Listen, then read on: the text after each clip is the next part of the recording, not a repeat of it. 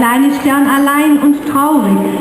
Und so fand ihn der Mond auf seiner nächtlichen Reise. Der Mond fragte ihn: Warum bist du so traurig, kleiner Stern?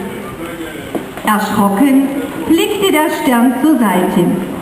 Er war es nicht gewohnt, dass sich jemand Zeit für ihn nahm. Doch der Mond schaute ihn so freundlich an, dass er beschloss, seinen Kummer zu erzählen.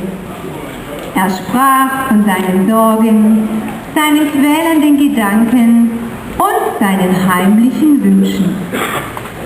Während der ganzen Zeit hatte ihn der Mond nicht ein einziges Mal unterbrochen. Und auch jetzt zeigte der Mond keine Reaktion. Es schien, als lauschte er auch dem Schweigen. Dann aber, endlich, begann der Mond zu reden.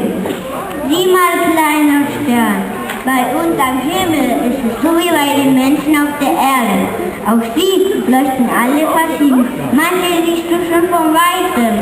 Doch wenn du neben ihnen stehst, wird dir plötzlich kalt.